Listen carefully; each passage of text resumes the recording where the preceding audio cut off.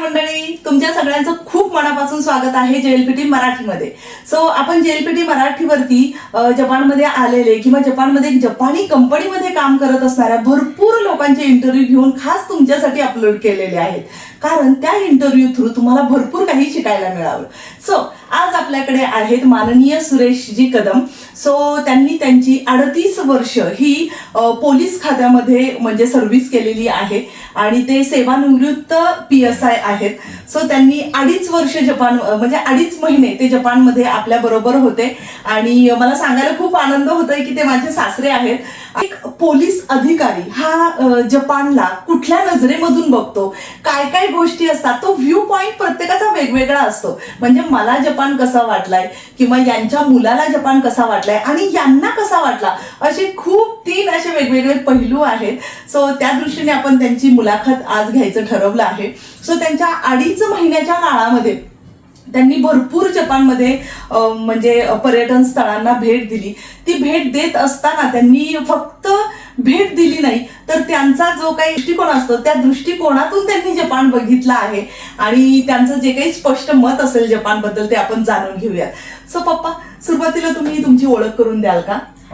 मी Suresh Jagannath Kadam, retired PSI, पुण्यामध्ये राहिला आहे आणि पूनम माझी सून आहे. आता मी 2016 साली सेवानिवृत्त झाले पुणे शहरातून आणि ह्याच्या अगोदर मी जपानला 2 वेळा होतो. आता ही माझी 3री वेळ आहे. सो मंडळी, आता आपण पप्पांना विचारणार आहोत आपला पहिला प्रश्न. सो पहिला प्रश्न असा आहे पप्पा तुमच्यासाठी की तुम्ही आता जपानमध्ये ही तुमची 3री ट्रिप आहे. सो या 3ऱ्या ट्रिपमध्ये तुम्हाला म्हणजे कसं वाटत होतं जपानला येताना, ते जरा सांगाल का? तर ह्यावेळी मी ह्याच्या अगोदर 2 वेळा आलो आणि आता ही 3री वेळ आहे. ह्यावेळी मला जरा एकदम वेगळंच वाटलं आणि माझ्या मुलानं इथं ओसाकामध्ये याच्या घर घेतलं नवीन. ह्याच्या अगोदर ते रेंटनं राहायला होते आणि आता जे स्वतःच्या घरात ते राहायला आलेत ते घर मला बघायचं होतं. त्या घरातील अनुभव आणि मुलगा, माझा सून आणि नातू, एकदम छान गोष्ट आहे. सो मंडळी, ऍक्च्युली काय झालं की आतापर्यंत आता तुम्हाला माहिती आहे जपानमध्ये ज्यावेळेस रेंटमध्ये राहत होते त्यावेळेस पप्पा 2 वेळा येऊन गेले इथे आणि परदेशामध्ये राहत असल्यामुळे नातवंड जी आहेत त्यांचा सहवास खरं पप्पांना फार कमी वेळासाठी म्हणजे लाभला गेला. जसं की समजा सुट्ट्यांना एखादा महिनाभर गेलं की तेवढ्या दिवसांमध्ये परत, पण त्यावेळेसही खूप गडबड वगैरे असायची. सो यावेळेस पप्पांना 2.5 महिने म्हणजे शिवते श्रीरज बरोबर वेळ घालवायला मिळाला. अगदी त्याला शाळेमध्ये सोडवायला आणायला वगैरे जात होते, त्यामुळे तो एक वेगळाच त्यांची दिनचर्या वगैरे झाली होती. सो मी त्याबद्दल आता आपण पुढे जाणारच आहोत. सो पप्पा, तुम्ही या 2.5 महिन्यामध्ये तुमचा डेली रुटीन कसं होतं, म्हणजे दिनचर्या कशी होती, ही आपल्या प्रेक्षकांना सांगाल का? एक बोला पप्पा. आता मी जे इथं 2.5 महिने होतो, हे माझं डेली रुटीन जे होतं का नाही, मी सकाळी उठायचो लवकर, आंघोळ वगैरे सगळं व्यवस्थित, चहा पिऊन. माझा नातू शिवतेच, याचं 8 वाजता स्कूल असायचं, 8:15ला. मग मी त्याला घेऊन स्कूलला जायचो आणि तसंच मी इथल्या गार्डनमध्ये वॉकिंगला जायचो. मी 9:15ला यायचो, ब्रेकफास्ट वगैरे करायचो आणि पुन्हा मग जरा सगळे इकडचं तिकडे करून पुन्हा त्याला दुपारी 2 वाजता मी आणायला जायचो.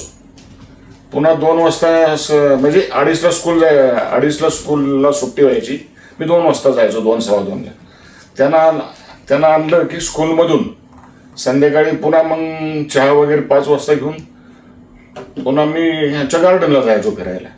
हे असं रोजचं रुटीन चाललं होतं 2.5 महिने. ओके. आणि शनिवारावर त्यांना सुट्टी असायची आणि शनिवार आम्ही कुठं बाहेर जायचो फिरायला. मंडळी, आता तुम्ही पप्पांच्या दिनचर्येबद्दल ऐकलं, तर कसे मुळातच म्हणजे 38 वर्ष पोलीस खात्यामध्ये सर्व्हिस केल्यामुळे त्यांच्या रक्तामध्ये शिस्त आहे. म्हणून मला इतक्या गोष्टी त्यांच्याकडून शिकायला मिळाल्या. रोज सकाळी अगदी न चुकता बरोबर ते उठून सगळं स्वतःचं उरकून चहासाठी रेडी राहायचे. चहा घेतलं की पहिलं शिवतेजला सोडवताना 2 तास ते चालून यायचे. तर हे त्यांचं रुटीन होतं, इतकं सही त्यानंतर दुपारच्या वेळेमध्ये ते बोलताना आता राहिले, दुपारच्या वेळेमध्ये त्यांना थोडंसं सांगितलं होतं की तुम्हाला जपानबद्दल जे काही वाटेल तर ते तुम्ही लिहा. तर ही गोष्ट मनावर घेऊन अगदी त्यांनी प्रबंध लिहिले आहेत जपानबद्दल. तर ते पुस्तक आपण पुढे जाऊन बघणारच आहोत. सो खूप अमेझिंग. आता मी त्यांना पुढचा प्रश्न विचारणार आहे की जे काही ते जपानमध्ये आता आपल्या नवीन घरामध्ये राहिले, सो त्यांना या घरामध्ये अशा सरप्राइझिंग किंवा थोड्याशा अशा आपण म्हणतो ना आश्चर्यकारक गोष्टी काही जाणवल्या का पप्पा? आता मला इथं राहिल्यानंतर मला 3 गोष्टी अवश्य जाणवल्या आणि त्या वेगळ्याच आहेत. तर पहिली गोष्ट अशी, इथं पिण्याचं पाणी इतक्या फोर्सने येतं आणि इथं कुठल्याच बिल्डिंगवर अशी पाण्याची टाकी नाहीये आपल्या महाराष्ट्रासारखी की ते टाकीतून पाणी येतं. एक डायरेक्ट पाणी म्हणजे हे किती स्पीडमध्ये असेल आणि हे पाणी 24 तास असतं. महत्वाचं पाणी इथं आपल्याकडे कसं गुरुवारी पाणी नाही, पुन्हा मग ते टाकीचं साफसफाई असं सारखं. इथं कधीच म्हणजे आता 2.5 महिन्यात तर मला असं कधीच दिसलं नाही. ही झाली पाण्याची गोष्ट. आणि पाणी स्वच्छ असतं, एकदम खडवळ नसतं, काही नसतं. दुसरी इथं इलेक्ट्रिसिटी, लाईट. इथली लाईट कधीच जात नाही. आपल्याकडे 2 दिवसाला 4 दिवसाला काही खांबाव झालं हे चालूच आहे. म्हणजे इथली लाईट एक जात नाही. म्हणजे 24 तास लाईट, 24 तास पाणी. आणि इथली जी कचऱ्याची व्यवस्था आहे ही प्रत्येक बुधवारी ओला सुका कचरा जे असतं ते खाली नेऊन ठेवायचं आणि ते घेऊन जातात. म्हणजे ही तिसरी गोष्ट. अशा 3 गोष्टी मला जरा म्हणजे हेच वाटलं, म्हणजे आपल्यापेक्षा एकदम भारी असं मला त्याचा अनुभव आला 2.5 महिन्यात. बरोबर. सो मंडळी, जपान कसा आता खूप विकसित देश आहे, त्याच्यामुळे ह्या सगळ्या गोष्टी या ठिकाणी खूपच चांगल्या पद्धतीने आहे. आणि ते प्रत्येक भारतीयाला जो जपानला व्हिजिट करेल तर त्या प्रत्येकाला हे सरप्राईज नक्कीच आहे की कचऱ्याचं व्यवस्थापन, दुसरी गोष्ट पाण्याचा वापर, त्याची विल्हेवाट आणि त्यानंतर लाईट बिल वगैरे म्हणजे लाईट. सो या सगळ्या गोष्टी खरंच प्रत्येकाला सरप्राइझिंग आहे. सो त्याच पद्धतीने ज्यावेळेस आपण आपल्या घरामध्ये राहतो तर ह्या गोष्टी खूप जवळून आपण बघतो. सो पप्पांना खूपच सरप्राइझिंग वाटलेलं. मी आता जस्ट एक प्रश्न वेगळा विचारते. सो पोलीस अधिकारी आहेत, सो त्या दृष्टीने पप्पा तुम्ही आता भरपूर या एरियामध्ये म्हणजे अगदी चालत सगळा एरिया पप्पांना तोंडपाठ झालाय. सो तुम्हाला गुन्हेगारी बद्दल काही बोलायचंय का? जपानची गुन्हेगारी. आता इथं असं आहे, आता मी ओसाका म्हणजे मी इतर आहे, इथल्या भागात जे राहिलं ते फिरतोय आजूबाजूला. आता रोज फिरायला जातोय, गार्डन जातोय सकाळ संध्याकाळी. इथे पोलीस चौकी बाजूला आहे. तर इथं मी असं बघतो की इथं बाबा म्हणजे अशी पोलीस स्टेशनला गर्दी, कोण तक्रार द्यायला आलं असं काहीच नाही. इथल्या पोलिसांना काहीच काम नाही. म्हणजे कोण काही हेच करत नाही, क्राईमच करत नाही. बरोबर. म्हणजे ही आता मी 2.5 महिन्यात ही गोष्ट पाहिली मी. तर इथले पोलीस मध्ये आमच्याकडे काही कामच नसतं. म्हणजे कोण गुन्हाच करत नाही इथं थोडक्यात. मंडळी, म्हणजे अनुभवी व्यक्तीकडून ऐकावं असं म्हणतात ना, तर ते हेच आहे. मला त्यामुळेच म्हणजे त्यांच्या इतक्या गोष्टी मी जवळून पाहिल्या आणि खरं मी स्वतःही खूप म्हणजे भारावून गेले. त्यांचं नॉलेज, त्यांची प्रत्येक गोष्टीकडे पाहण्याची दृष्टी. सो बरोबर त्यांनी सांगितल्या पद्धतीने पोलिसांना जपानमध्ये कामच नाहीये. ते म्हटले तसं काम करावं तर जपानमध्ये. म्हणजे अगदी त्याच पद्धतीने पोलीस लोक अगदी, आणि ते त्यांचं नियमाने म्हणजे काम करत असतात, पेट्रोलिंग वगैरे चालूच असतं. पण खरंच गुन्हेगारी जी आहे ना ती 0 नाही म्हणता येणार, पण कमी आहे. ओके. सो खूपच छान छान पप्पा, तुमचं खरंच खूप कौतुक की तुम्ही इतकं छान निरीक्षण केलंय. मला आता ना खरं सांगू का, प्रेक्षकांसाठी आता आपण वेगळ्या पॉइंटकडे येऊयात. कारण आता काय झालंय की भरपूर इंडियन लोक जपान पाहण्यासाठी वगैरे येत आहेत. सो त्या दृष्टीने तुम्ही असं खूप प्लेसेसला आता आपण सगळेजण मिळून भेट दिली. सो अशी कुठली प्लेसेस आहेत की ती पाहून तुम्हाला म्हणजे तुम्ही विसरूच शकणार नाहीयेत आणि खूप सरप्राइझिंग वाटली तुम्हाला?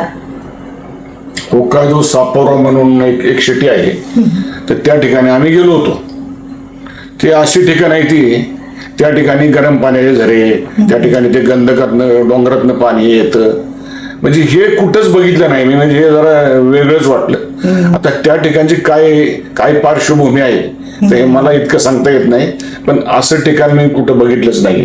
एकदम अप्रतिम. अगदी.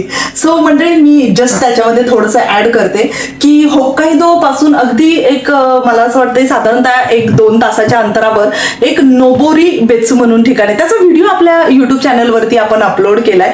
सो ते पाहून खरं पप्पांना खूप सरप्राइझिंग होतं की प्लेस असं होतं मंडळी की अगदी आपल्याला ते पाहून भीती वाटेल.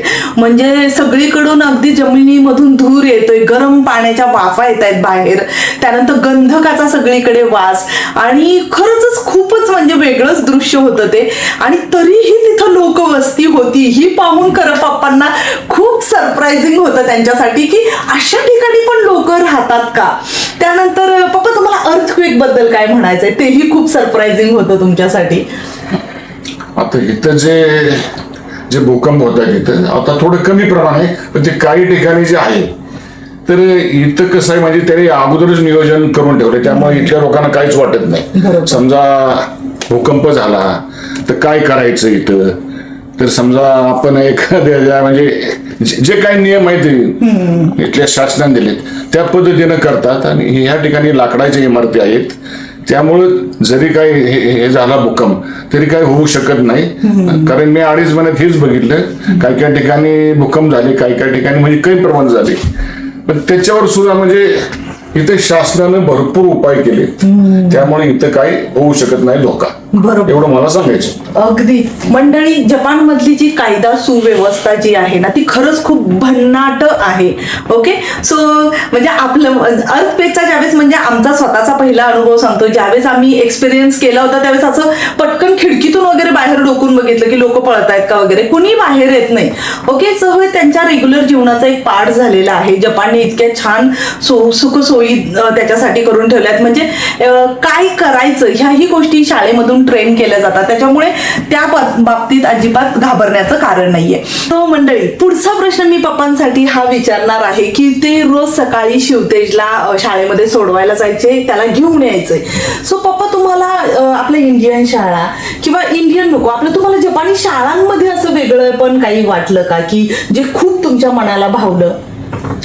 शिवतेजला मी ज्यावेळी स्कूलमध्ये त्याला सोडायला आणि स्कूलमधून आणताना जे अनुभव आले, जे मी प्रत्यक्ष पाहिले, तर सुरुवातीला मी असं सांगतो, शिवतेजला मी सकाळी ज्यावेळी हे घेऊन जातो, आमच्या गल्लीमध्ये जी मुलं असतात या ठिकाणी जो मोठा मुलगा किंवा मोठी मुलगी असे हे ग्रुपनं जातात, सर्व 7-8 लोक, 7-8 स्टुडंट, आणि मग त्यांना घेऊन मग ते शाळेच्या तिथं गेल्यानंतर शाळेचे टीचर, मुख्याध्यापक हे गेटवर ते त्यांचं स्वागत करतात तिथं. आणि शाळेच्या बाहेर जो सिग्नल असतो तिथं विद्यार्थी रस्ता क्रॉस करतात तर तिथले टीचर त्यांना मदत करतात. मी असं कुठं बघितलंच ना, आपल्याकडे सगळे पालक हे शाळेवर जातात, पण इथं कुठले पालकच येत नाहीत, एवढा त्या स्कूलच्या टीचर आणि मुख्याध्यापकावर विश्वास आहे.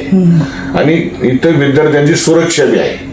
तर सिग्नलला ज्यावेळी गाड्या थांबतात, रस्ता क्रॉस करतात विद्यार्थी, तर कितीतरी लांब गाड्या थांबतात की विद्यार्थ्यांना जाऊ दे, म्हणजे इतकी सुरक्षा एकदम चांगली, हे माझ्या लक्षात आलं. आता स्कूलमध्ये एवढी विद्यार्थ्यांची सुरक्षा असते ती. ओके.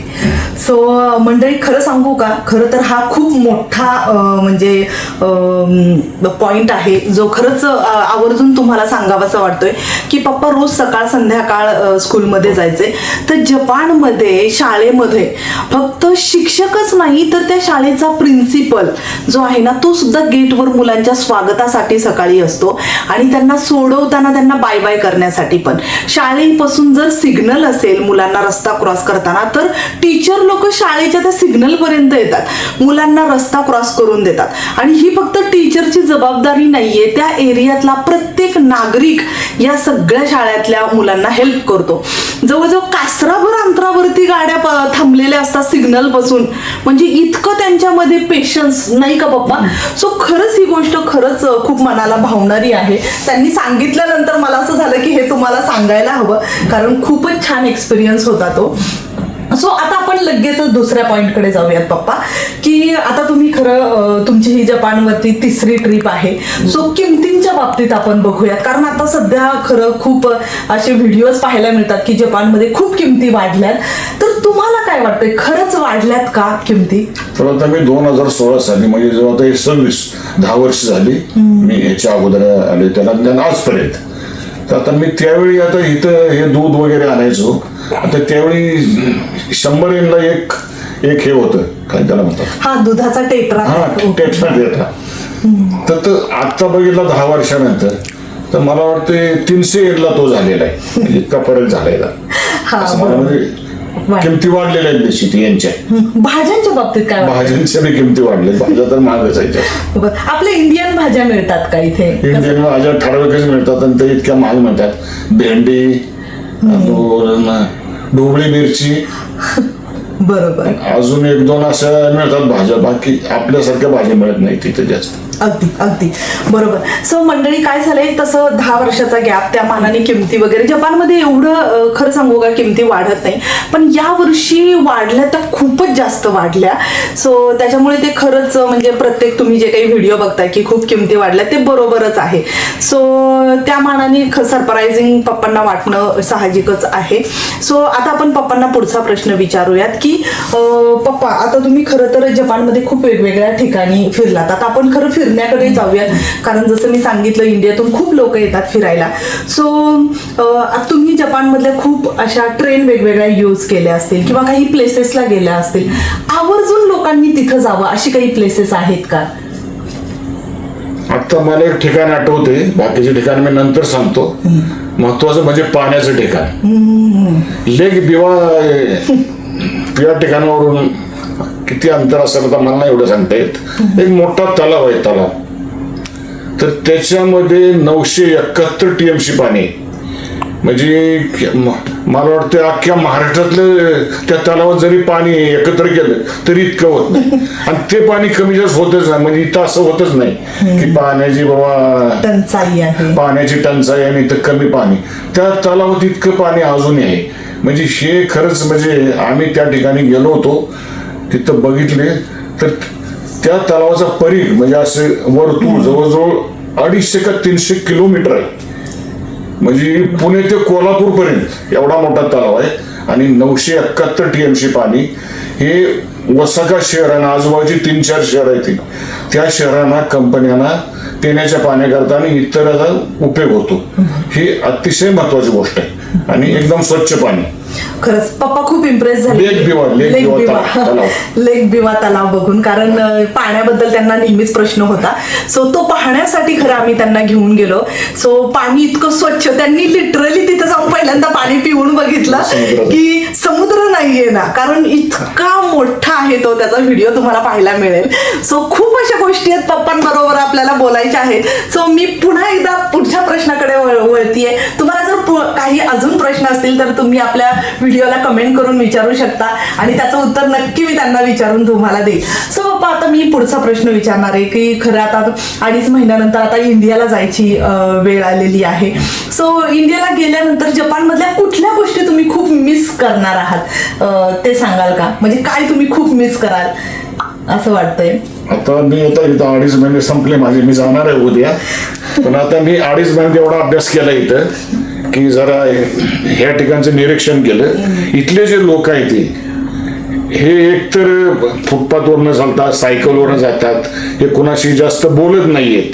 इथं जास्त गोंगट नसतो. इथं रस्त्याला खड्डे नसतात. पाऊस आता इथं 2-3 दिवस झालाय पण एक तुम्हाला खड्डा नाही इथं. पाणी बरोबर म्हणजे ते ड्रेनेजने व्यवस्थित जाणार, कुठं खड्डा नाही. आणि असं आपल्यासारखा जोरात पाऊस नाहीये, झाडं पडले असं काहीच होत नाही. इथं शांततेत पाऊस असतो एकदम. आणि सगळं व्यवस्थित म्हणजे. आणि इथल्या लोकांचा हा एक गुणधर्म, ते त्यांच्या आपल्या देशाकरता त्यांचं काम, ते कामाला महत्व देतात. ते वेळेला महत्व देतात. आपण समजा ट्रेन न गेलो, ते बरोबर म्हणजे ट्रेन आली ते बरोबर क्यूला थांबतात. आतली लोक बाहेर आले की नंतर ते जातात. म्हणजे असं हे त्यांच्याच पहिल्यापासून हे रक्तामध्ये. अशा मला 2-3 गोष्टी त्यांच्याकडून म्हणजे इथल्या लोकांच्याकडून मला आत्मसात करायला मिळाले. सो मंडळी, मला असं वाटतं की पप्पा जे काही खूप मिस करणार आहे ते म्हणजे जपानची शिस्त, जपानचं वेळेवरती सगळं जे होणारं कामकाज आहे ते, त्यानंतर जपानची स्वच्छता. सो ह्या गोष्टी खरंच मिस करण्यासारख्या आहेत. खरंच पप्पांना खूप वाटू शकतं, कारण रोज सकाळ संध्याकाळ इथल्या गार्डनमध्ये पप्पा जायचे. सो त्याही गोष्टी पप्पा खूप मिस करणार आहेत. सो मंडळी, आपण आता पप्पांना पुढचा प्रश्न विचारूयात की आता इंडियाला गेल्यानंतर पप्पा जे तुम्ही इथं मिस केलंय, तर अशा कुठल्या गोष्टी आहेत की ज्या इंडियाला गेल्यानंतर तुम्हाला करायच्या आहेत किंवा खायच्या गोष्टी असतील तर त्या पण तुम्ही सांगाल का? आता खायच्या गोष्टी सांगायच्या म्हणलं तर आपल्याकडे ज्या पालेभाज्या मिळतात, चांगल्या पालेभाज्या, ते इथे मिळत नाहीत. बाकी इतर गोष्टी सर्व हे होतात, इथं ऍडजस्ट होतात. आणि दुसरी गोष्ट, पुण्याला आल्यानंतर इतर काम आहेत. आमचे सगळे मित्र आहेत, रोज त्यांचे मला फोन येतात. माझं गाव सातारा आहे, तिथं माझी आई आहे, भाऊ आहे, त्यांचे फोन येतात. ओके, बरोबर. कसं होतं की आपण कुठेही गेलो तरी आपली जी मुलं आहेत तर ती आपण म्हणजे आपल्याला नाही म्हटलं तरी खूप आपल्याला आतुरता लागतेच. सो पप्पांनाही अशी भरपूर, आणि ते म्हणजे घरामधले आमचे ज्येष्ठ व्यक्ती, ते इतकी कामं करतात. सो एवढी कामं आता तिकडे 2.5 महिन्यात खोळंबलेली आहेत, त्यांचेही रोज फोन चालू असतात. सो गेल्यानंतर, आणि हो, मला आता कळालं, पालेभाज्या खरंच जपानमध्ये मेथी, शेपू वगैरे ह्या गोष्टी नाहीयेत, त्याच्यामुळे ती एक कमतरता या ठिकाणी जाणवलेली आहे. सो छान. पप्पा, आता मला ना एक वेगळा असा प्रश्न आहे की तशा आपण खूप मोठ्या मोठ्या सिटी कव्हर केल्या, म्हणजे नागोया आहे, हिरोशिमा आहे, किंवा अजून बरंच क्योतो, नारा, होक्काइदो, टोक्यो, ओसाका, एवढं म्हणजे भरपूर कव्हर केलं. तर मी मेन जे आहेत त्या 3 सिटी घेईल, जसं की टोक्यो, ओसाका आणि होक्काइदो. तर या 3 सिटीमध्ये तुम्हाला एक सेम गोष्ट कुठली अशी वाटली, सांगा बरं. टोकियो, होक्काइदो आणि ओसाका, हे जे 3 शहर आहेत. आता मी या ठिकाणी फिरलो तर या शहरामध्ये, 3 शहरात मला 3-4 प्रकारचे अनुभव आले. म्हणजे 3 शहरात एकदम टापटीप रस्ते, चांगले, स्वच्छता, आणि लोकांची डिसिप्लिन, शिस्त आणि प्रामाणिकपणा आणि स्वच्छता, हे मला 3 शहरात आढळून आले. ओके मंडळी, सो बऱ्या प्रमाणात सगळे प्रश्न आपण कव्हर केलेले आहेत. पण पप्पांना विचारूया की असे माझ्याकडून काही प्रश्न आहेत का की जे तुम्हाला विचारायचे राहिलेत आणि तुम्हाला प्रेक्षकांना आवर्जून आपल्या सांगायचे आहेत?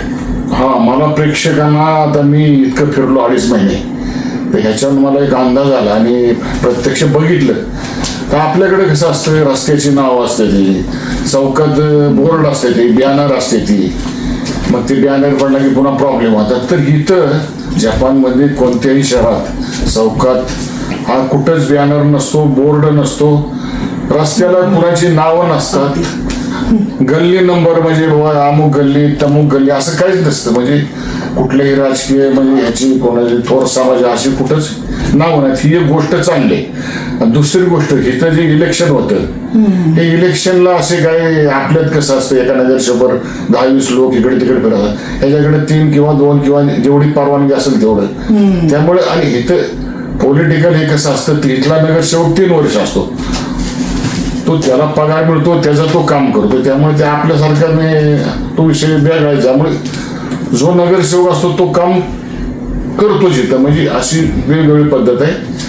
मग त्यामुळे मला आता ह्याच्यावरनं एक अंदाज असा आलाय की हे बॅनर नसल्यामुळं, चौकाला नावं नसल्यामुळं रस्ते स्वच्छ होतात, म्हणजे असे दिसतात. आणि मग ते आमचं नाव ह्या रस्त्याला द्या, तर हा प्रश्न उद्भवत नाही. हे असं मला इथं या इथली जी शहरं बघितली असं मला आढळून आलं. ओके, सो खरंच वेगळे पॉइंट आहेत. खरं तर म्हणजे कसं जपानमध्ये खरं तर 11 वर्षापासून राहतोय, पण कधी ह्या गोष्टी अशा इतक्या नोटीस केल्या नाही आम्ही. पण पप्पांनी जरा वेगळ्या दृष्टिकोनातून ते पाहिलं आणि ते बरोबरच आहे. जपानमध्ये कुठेही मोठे मोठे बॅनर लावले जात नाही की जेणेकरून तिथे राहणाऱ्या लोकांना त्रास होईल, किंवा निवडणुकीच्या वेळेस प्रचार करण्यासाठी सुद्धा एक ठराविक वेळ आणि प्लेस दिलं जातं, त्याच ठिकाणी उभं राहून तुम्ही ते प्रचार करायचा आहे की जेणेकरून बाकी लोकांना लोकांना त्रास नको.